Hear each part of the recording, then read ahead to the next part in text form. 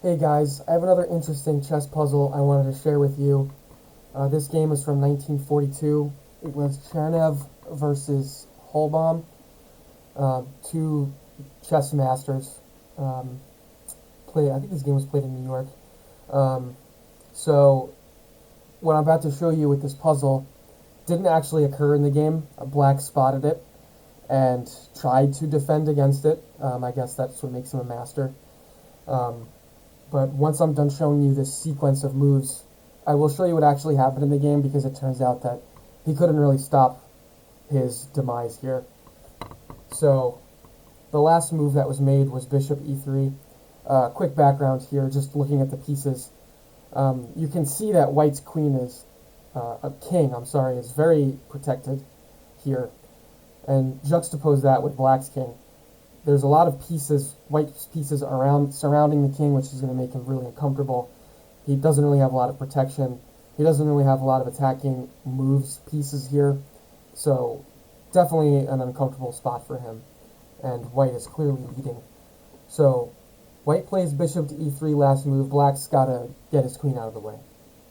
One common move here would be queen to c7. And this is what initiates this combination.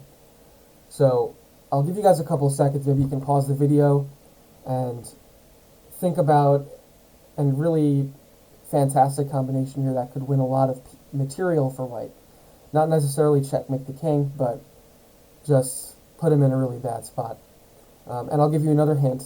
It involves a sacrifice of some sort of a piece on white's part.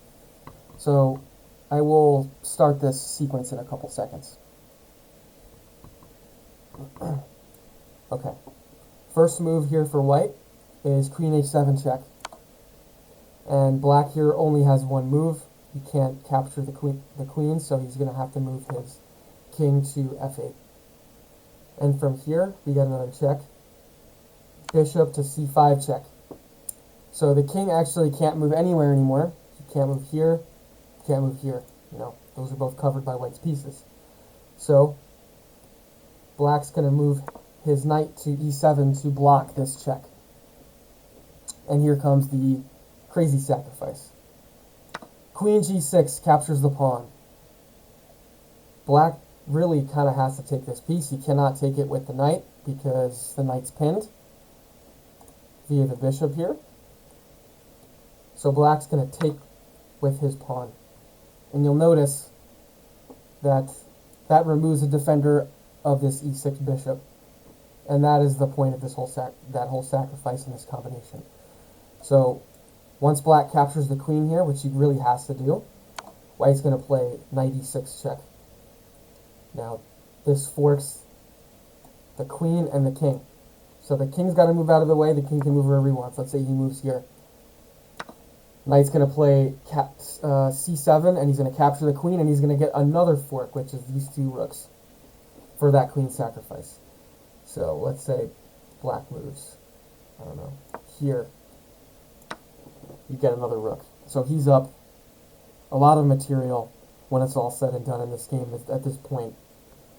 Does not look very good for black. And that's just an excellent combination of moves. So I'm going to go back here because black apparently saw that entire sequence. And instead of moving to c7, he ends up going to a6 instead in the actual game that was played. So now white plays knight to c5.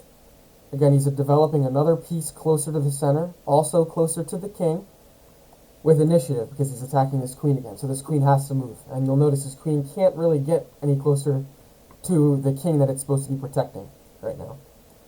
So in the game, black played queen a4.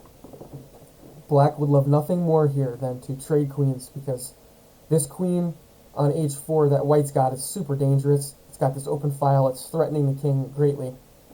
So black wants to get rid of these attackers and kind of clear the board and survive this attack. But of course white is not going to let him do that because he's a chess master. So white plays queen h7 check. Black's only move is f7.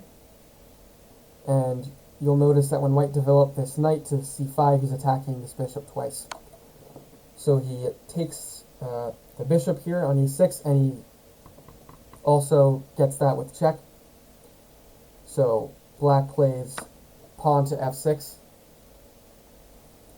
and white takes this pawn on g6. Now, white is threatening checkmate on the next move, which is right here.